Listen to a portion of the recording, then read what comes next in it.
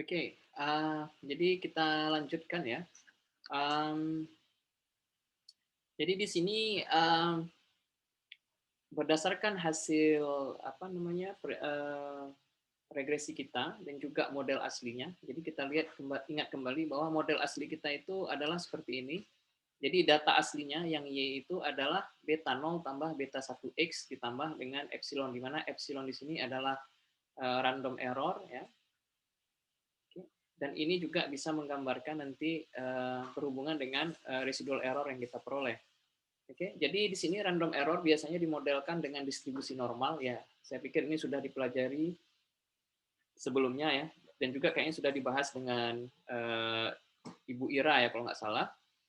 Jadi di sini kita random error ini ya, epsilon itu terdistribusi secara normal ya dengan min-nya 0, ya, rata-ratanya 0, kemudian standar deviasinya adalah sigma. Oke, sigma kuadrat variannya ya. Nah, jadi kita lihat di sini kalau kita gambarkan secara grafis ya. Jadi sebenarnya untuk nilai X tertentu ya, variasi nilai data Y itu bisa jadi titik yang kita punya itu bisa di sini, bisa di sini, bisa di sini, bisa di sini, bisa di sini, bisa di sini dan bisa di sini. Demikian juga untuk misalnya kalau kita X2-nya kita berikan, maka nilai yang Y kita peroleh juga bisa berada di sini ya di sepanjang apa namanya bentuk distribusi ini. Oke. Nah, sekarang kita akan menentukan ya berapa sih varian dari random error ini berdasarkan data yang kita punya. Oke. Nah, jadi di sini kita ingin menentukan nilai estimasi dari varian dari error kita yang kita peroleh berdasarkan data yang kita punya. Jadi data X1, Y1 sampai misalnya data ke XN dan YN. Ya. Ini biasanya kita nggak tahu nih nilai sigma ini kita nggak tahu. Oke. Nah, makanya berdasarkan data yang kita peroleh, kita ingin mengetahui berapa sih nilai varian dari random error ini. Jadi estimasi varian dari random error ini adalah kita lihat di sini rumusannya adalah RSS dibagi N kurang 2, di mana N ini adalah jumlah data. Oke. Jumlah data yang kita peroleh. Kemudian RSS tadi sudah kita definisikan di sebelumnya, data sebelumnya, atau ini sama dengan E1 kuadrat tambah E2 kuadrat ditambah EN kuadrat. Oke. Jadi ini kira-kira nilai estimasi dari random error-nya. Oke. Sekarang pertanyaannya adalah kalau dengan kuliah Bu Ira, semakin besar nilai ini makin bagus atau tidak? Ini semakin tinggi. Kemudian nilai variannya semakin rendah. Bagaimana kira-kira kalau kita lihat dari random error? Nilai sigma kuadrat yang tinggi menunjukkan sesuatu yang bagus, indikasi yang bagus atau tidak? Mana nih, saya mau respon nih. Bagaimana? Nilai sigma kuadrat yang tinggi ataupun rendah itu menunjukkan apa kira-kira?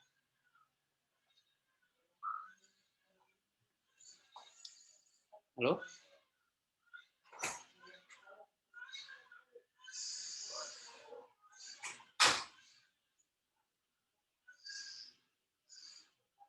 Halo?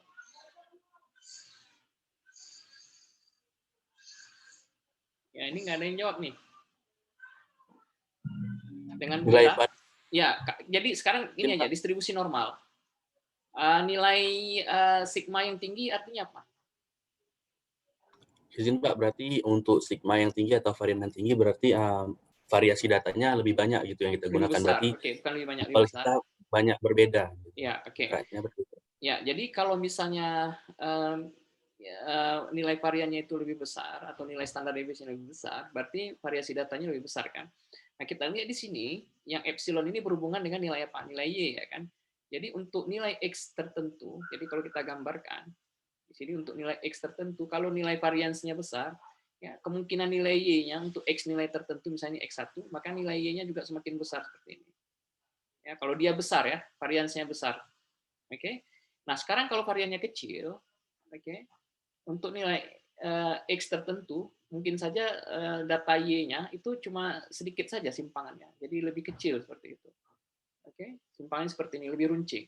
Oke, jadi variasi datanya tidak terlalu besar untuk komponen Y-nya. Jadi yang di sini kita lihat adalah nilai komponen Y-nya. Dan juga dari sini bisa kita lihat bagaimana estimasi untuk varian dari epsilon itu berhubungan dengan E. Ya, jadi tadi kan sudah kita bicarakan perbedaan antara epsilon dengan E.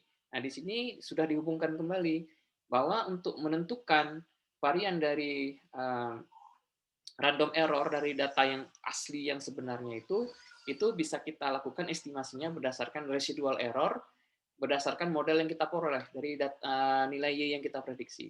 Oke, nilai Y yang di sini itu yang di sini hasilnya.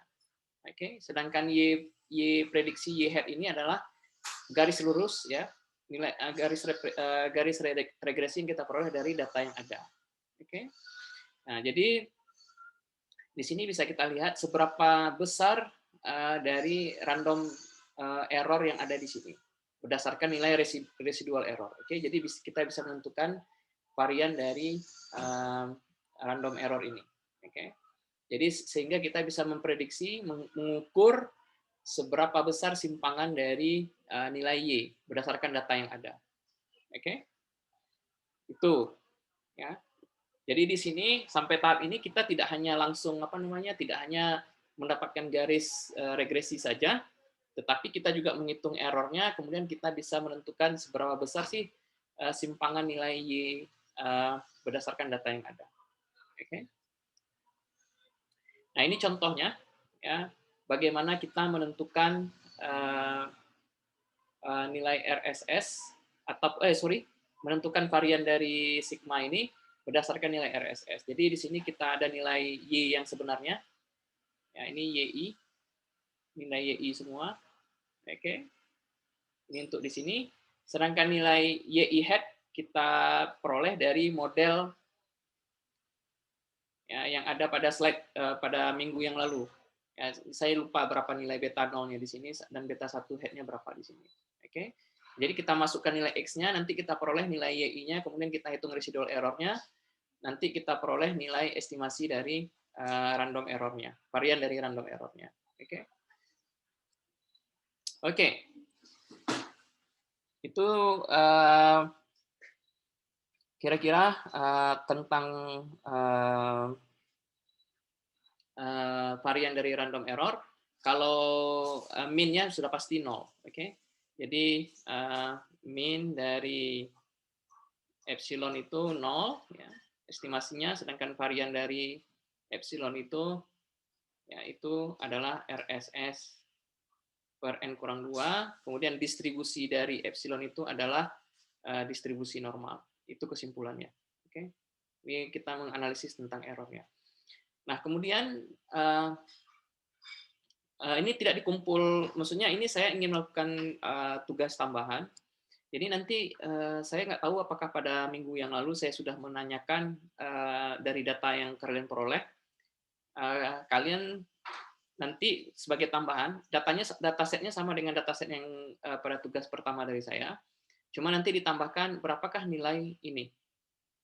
Ya, dari analisis kalian ini harus kalian tentukan berapa nilai varian dari sigma yang diprediksi ini. Oke. Jadi nanti kalian hitung ini berapa nilainya berdasarkan dataset yang sudah saya berikan untuk masing-masing kelompok. Oke, itu satu ya. Nanti ini harus dihitung. Oke. Oke, kemudian kita masuk ke topik berikutnya tentang karakteristik dari nilai beta 1 dan beta 2 yang beta 0 yang kita peroleh. Nah, kita lihat di sini nanti ya. Kalau misalnya data yang kita peroleh itu nanti jumlahnya, data yang kita punya itu nanti jumlahnya berbeda, ya, itu nanti nilai beta 1 dan beta 0-nya juga berubah-ubah gitu. Jadi ini juga bersifat acak nilai prediksi kita. Itu berdasarkan data yang kita peroleh. Oke. Jadi misalnya kita punya data model aslinya adalah beta 0 tambah beta 1x tambah epsilon. Oke. Oke. Jadi ini beda jumlah data ya. Jadi misalnya ada data kita yang satu kita punya data X1, Y1 misalnya sampai X5 ya, modelnya sama. Cuma data yang kita gunakan hanya 10 kayak gitu. Oke, terus kita tentukan nilai beta 1-nya, kemudian beta 0-nya kita tentukan. Oke. Nah, untuk eksperimen berikutnya kita menggunakan data yang lebih banyak. Misalnya X1 sampai dengan X15 sampai Y15. Jadi jumlah datanya 15 yang kita punya. Nah, kita juga bisa menentukan beta 1 head dan beta 0 head di sini. Dan juga boleh kalian coba, ini pasti nilai beta 1, beta 0-nya dari jumlah data yang berbeda ini pasti beda nilainya. Sehingga bisa kita katakan bahwa beta 1 dan beta 0 ini juga sifatnya acak. Oke. Jadi nilainya bisa berbeda tergantung data yang kita punya, walaupun model dasarnya itu sama seperti ini. Oke. Sehingga karena dia bersifat acak, maka kita bisa menghitung nilai rata-ratanya dan juga bisa menghitung variannya, ya kan? Jadi sesuatu yang misalnya sebuah variabel yang punya nilainya acak itu bisa kita hitung rata-ratanya dan kita bisa hitung variannya. Ini tanda E di sini ini ekspektasi ya, itu ya kira-kira berhubungan dengan rata-rata. Saya yakin saya belum menjelaskan tentang variabel acak dan saya juga kayaknya tidak akan menjelaskan di kuliah statistik ini karena terlalu teknikal dan juga mungkin bagi yang S1-nya sudah pernah mengambil mata kuliah probabilitas dan statistik mungkin sudah pernah berhubungan dengan variabel acak. Jadi kita lihat di sini nilai rata-rata dari B1 head itu adalah B1. Jadi ini sama dengan nilai B1 yang aslinya. Oke, ini yang punya model kita, yang kita prediksi berdasarkan data, yang ini punya aslinya. Sehingga nanti kita mempunyai istilahnya, kita mempunyai unbiased estimator yang tidak bias. Oke.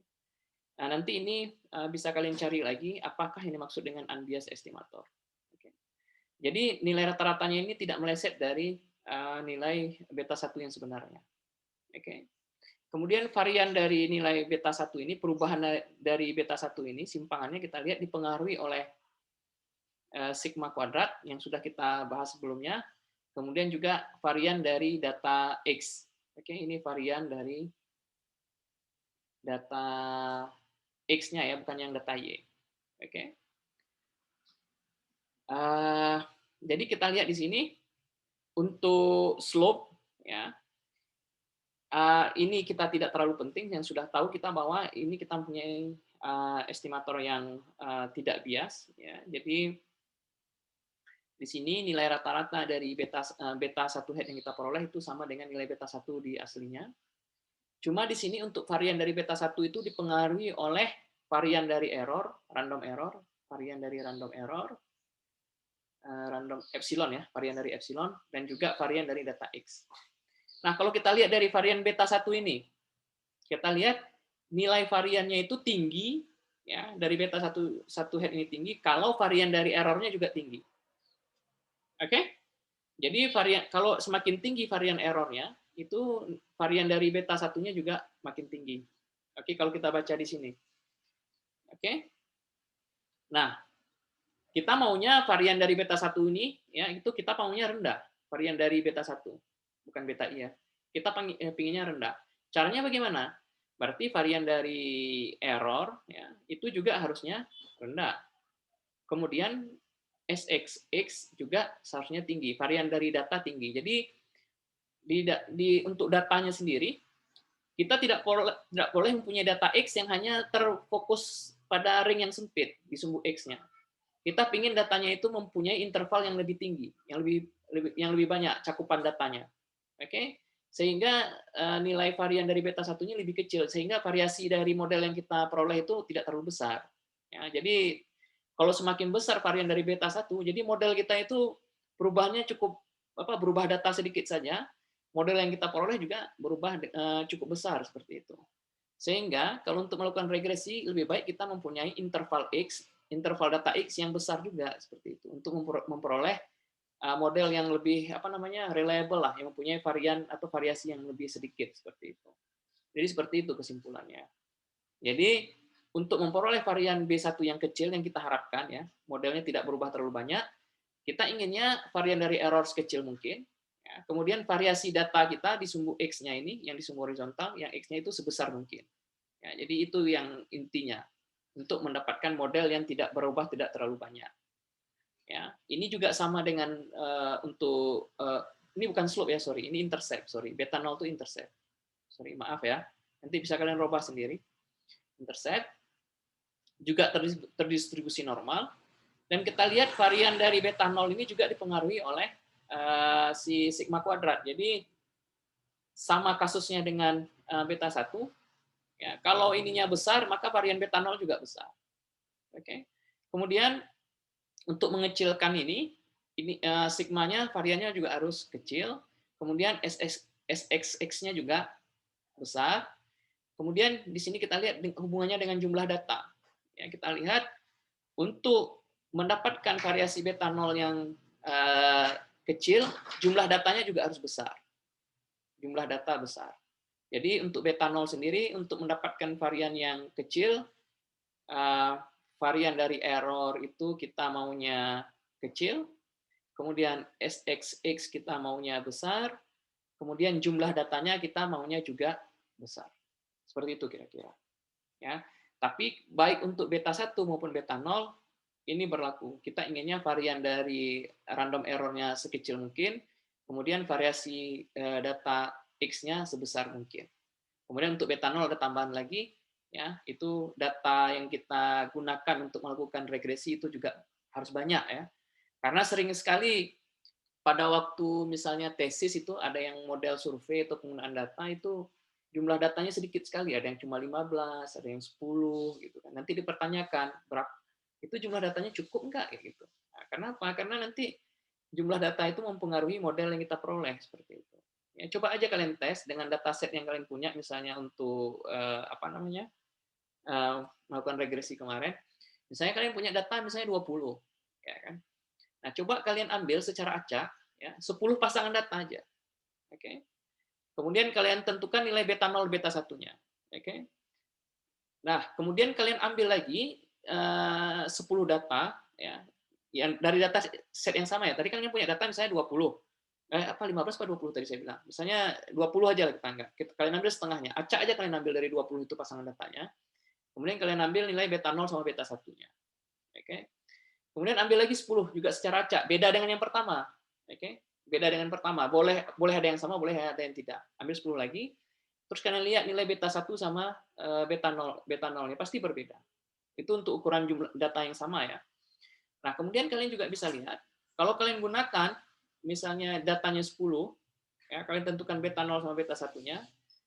Oke, kemudian kalian gunakan datanya 15 kayak gitu. Kemudian 20. Coba kalian hitung RSS-nya ataupun yang lain, itu bisa kalian lihat bahwa itu nanti seharusnya kalau kalian nanti bereksperimen untuk jumlah data yang untuk nilai sampel yang berbeda-beda, itu nilai variannya juga kalau misalnya N-nya ini kalian rubah-rubah, tadi kan ada yang 10, 15, 20. Bisa kalian lihat nih contohnya kalian ingin melihat varians dari beta 0 ini itu pasti lebih kecil kalau misalnya N-nya lebih besar.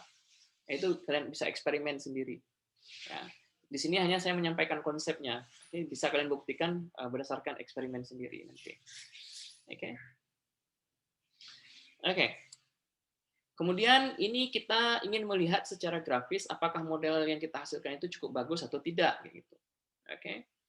Jadi kita di sini ada 3 grafik. Yang paling sebelah kiri, di mana kebetulan kita mendapatkan data yang bagus, ya, sehingga model kita itu bisa menangkap 100% variasi data. Karena kita lihat data aslinya itu persis berada pada garis regresi yang kita peroleh, yang warna merah. Kemudian pada grafik yang di tengah, yang di sini, ya, model kita itu, garis kita, itu menangkap sebagian besar dari variasi data. Sedangkan yang ketiga ini, nah ini mungkin saja kita memilih model yang salah karena bentuknya kita pikir ini garis lurus, ya kan? Tetapi kita lihat di sini variasi data yang disembunyinya cukup besar. Jadi ini bisa kita bilang ini sigma kuadratnya itu besar. Kalau yang ini menengah. Oke, kalau yang di sini bisa kita bilang variasi datanya malah sangat kecil, ya, kecil sekali di sini. Ya. Oke. Oke, kemudian ada istilah lagi di sini. Kalau tadi RSS ya, rumah sangat sederhana. Ya, kalau sini TSS di sini. Oke, bedanya hanya di huruf depannya saja. Jadi kalau tadi RSS itu R-nya itu adalah residual. Di sini ada TSS, di sini T-nya itu adalah total. Oke. Nah, sekarang yang dimaksudkan dengan TSS ini apa sih gitu? Oke. Nah, jadi di sini sebenarnya kalau saya punya pasangan diberikan nilai X, oke, sembarang nilai X, kalau dalam kehidupan sehari-hari, ya misalnya kita ingin contohnya aja ini yang paling mudah kemarin itu saya sering memberikan contoh, misalnya kita ingin mencari hubungan antara apa ya, eh, berat badan dan tinggi badan kayak gitu, oke, antara dua variabel seperti itu, oke. Nah seringkali misalnya kita dikasih suatu problem, ya. Contohnya aja lah, misalnya kayak gini. Kemarin tuh contohnya apa yang saya buat di slide sebelumnya? Oh ya, hubungan antara iklan di TV dengan penjualan. Oke. Sekarang misalnya saya tanya, ya, misalnya saya punya grafik tertentu ya, yang ada hubungan antara iklan TV di sumbu X-nya, kemudian di sini penjualan. Oke. Nah, iklan TV-nya dalam juta misalnya. Oke. Nah, sekarang kita sering sekali misalnya ditanya, kalau kita nggak punya model, kalau iklan TV-nya 2 juta, berapa penjualannya?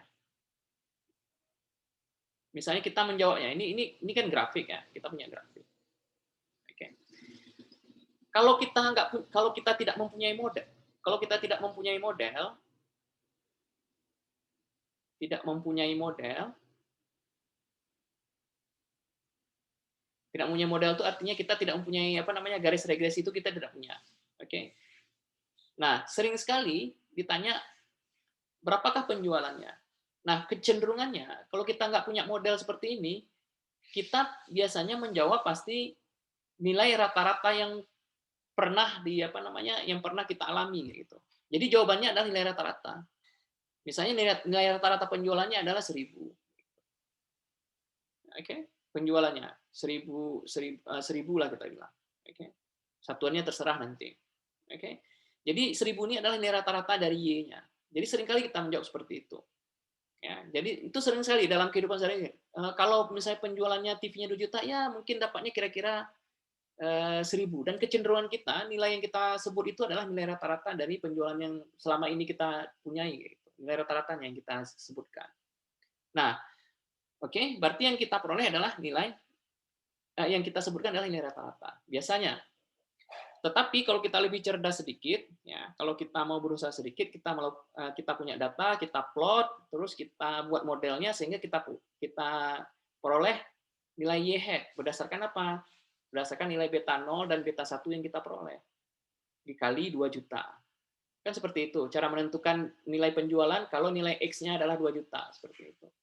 Ya, beta 0, beta 1 diketahui. Ya. Nah, kalau selisih antara data asli dan data prediksi dari garis regresi itu nanti hubungannya dengan E, oke?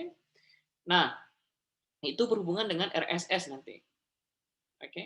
Nah, sekarang selisih data asli ya untuk TSS ini kita mencari selisih antara data asli dengan rata-ratanya, oke? Jadi yang dihitung di sini adalah selisih data asli dengan rata-ratanya. Jadi rata-rata itu adalah garis yang warna horizontal yang ini. Itu adalah nilai rata-rata dari Y. Oke.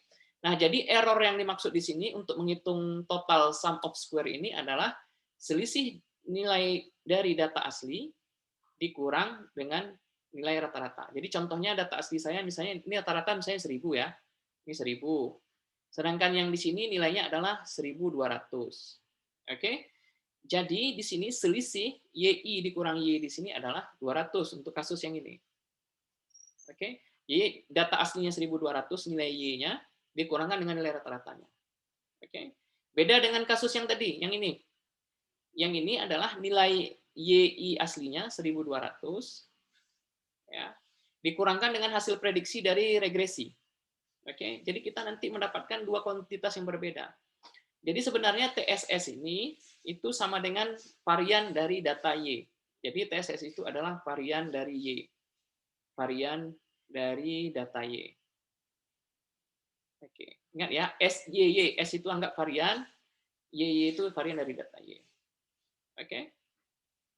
Jadi ini biasanya mengukur performa ya kalau kita memprediksi tanpa menggunakan model. Jadi kita menggunakan nilai rata-rata saja. Saya tidak menghitung Y hat. Ini tidak saya hitung. Pokoknya berapapun nilai X-nya, prediksi saya adalah nilai rata-rata dari Y. Berapapun nilai X-nya. Oke? Karena itu cara yang paling mudah. Oke. Oke. Nah, sekarang di sini kita ada namanya disebut dengan koefisien determinasi. Nah, lambangnya adalah R kuadrat. Oke. Nah, ini dirumuskan sebagai proporsi dari variasi data yang dapat dijelaskan atau ditangkap oleh model regresi linier. Oke. Jadi nanti ini juga saya harapkan nanti dihitung. Biasanya kalau kalian menggunakan SPSS ini bisa langsung diketahui nilai R kuadrat ya, atau koefisien determinasi. Jadi ini yang kedua ya. Yang tadi nilai yang harus dihitung dengan dataset yang sama adalah nilai ini. Kemudian yang kedua adalah nilai R kuadrat. Oke. Nilai R kuadrat ini berada di antara 0 sampai 1. Ya, nilainya selalu positif dan nilainya berada di antara 0 sampai 1. Cara menghitungnya adalah R kuadrat itu adalah 1 dikurang RSS. Ini sudah ada rumusannya tadi, dibagi dengan TSS. Oke. Oke. Nah, sekarang interpretasi dari R kuadrat ini apa? Nah, R kuadrat ini menunjukkan proporsi pengurangan error atau kesalahan apabila kita menggunakan Y, hat, ya ini berdasarkan regresi, nilai yang diperoleh dari regresi, bila dibandingkan kita menggunakan tanpa model, yang kita pakai hanya rata-rata saja, tanpa model ya, rata-rata tanpa model, tanpa model. Oke. Nah, biasanya kadang-kadang juga dibuat dalam bentuk persen. Jadi biasanya kan nilainya ini misalnya contohnya ya, R kuadrat itu nanti dapatnya 0,49. Karena antara 0 sampai 1 ya kan. Nah, kadang-kadang orang membuatnya dalam bentuk persen. Ya, tinggal dikali 100 saja kalau mau persen. Berarti ini kan sama dengan 49%. Ada yang bentuk 4%, ada yang bentuk seperti ini. Oke. Nah, sekarang kalau misalnya dalam perhitungan nanti ya, kalian dapat nilainya negatif, itu berarti ada sesuatu yang salah. Nilainya selalu positif dan berada di antara 0 sampai 1. Jadi contoh di sini 0,49. Nah, sekarang Pak, saya dapatnya 0,49. Artinya apa? Oke. Artinya adalah dengan menggunakan regresi, saya mendapatkan error, kesalahan 49% lebih kecil bila dibandingkan bila menggunakan nilai rata-rata saja untuk prediksi. Bila menggunakan Y-bar, nilai rata-rata. Oke. Jadi ini menunjukkan bahwa dengan menggunakan regresi itu sebenarnya kita mendapatkan nilai prediksi yang lebih bagus sebenarnya. Oke. Jadi kalau misalnya 49 berarti 49% lebih kecil kayak gitu. Oke. Kalau misalnya 69%, berarti 69% lebih kecil error yang saya peroleh kalau saya menggunakan regresi. Oke. Nah, artinya kalau R kuadratnya semakin tinggi, maka semakin bagus model yang kita peroleh. Semakin bagus model regresi yang kita peroleh.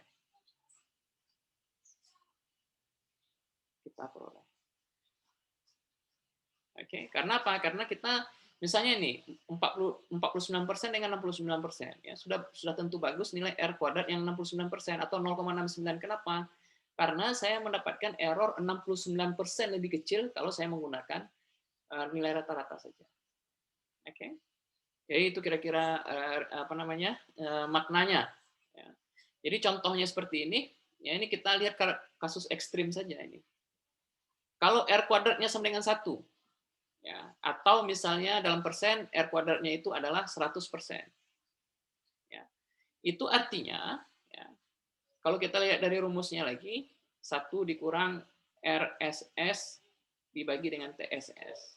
Nah, R kuadratnya 1, ya, kalau kita substitusikan, kalau ini 1, berarti ini kan sama dengan 1, dikurang RSS dibagi TSS. Jadi ini habis ya kan? Nah, ini hanya mungkin terjadi kalau RSS-nya sama dengan 0. Oke? Jadi R kuadrat sama dengan 1 ini terjadi kalau RSS sama dengan 0. Artinya apa? Error untuk semua data itu sama dengan 0. Residual error-nya sama dengan 0.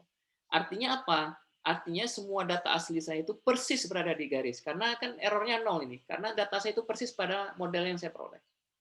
Ya kan? Errornya 0 nih, karena persisnya. Semua data saya berada pada garis yang saya prediksi. Oke.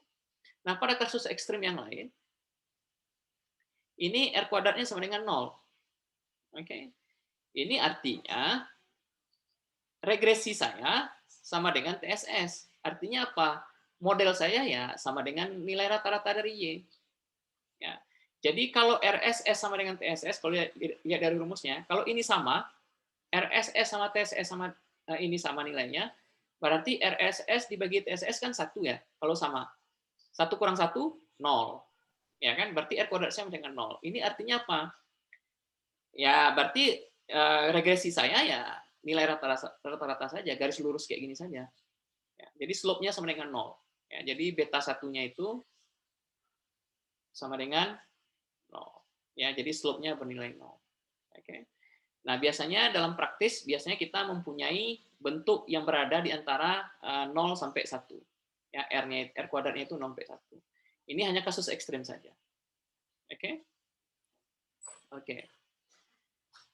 Oke, kemudian interpretasi yang lain, ya. Semakin tinggi nilai R kuadrat, semakin bagus model kita dalam menjelaskan atau menangkap variasi dari data Y. Ya, jadi ini kalau dari bahasanya saja ini bahasa yang agak apa namanya agak ambigu ya, mungkin belum bisa kita tangkap maknanya. Tapi kalau kita lihat grafik setelahnya, ya. Jadi di sini kalau kita lihat kita punya data seperti ini, ya. Jadi ada 2 komponen yang bisa kita peroleh. Yang pertama adalah variasi data Y-nya. Variasi data Y berarti nilai yang tertinggi sampai yang terendah di sini. Jadi yang garis warna merah ini. Oke. Jadi ini kita peroleh nilai dari SYY atau ini sama dengan TSS. Oke. Nah, kemudian variasi data Y yang berada pada model regresi kita. Oke, jadi misalnya kalau kita ambil garis regresinya di sini, oke, variasi data Y yang apa namanya untuk nilai X tertentu, nah itu yang warna hijau ini, oke. Nah ini nanti menggambarkan dari RSS di sini, oke. Nah jadi kita lihat dari grafiknya di sini, jadi semakin besar nilai misalnya yang ini, ya, semakin besar nilai RSS, apa yang terjadi? Semakin besar nilai RSS. Bagaimana dengan R kuadrat? Kalau RSS semakin besar. Semakin kecil ya kan? Karena hubungannya kan gini. R kuadrat sama dengan 1 dikurang RSS SS. per TSS. Ya. Jadi kalau ini makin besar, ya, jadi ini kan 1 dikurang sesuatu yang besar, jadi makin kecil dong. Ya.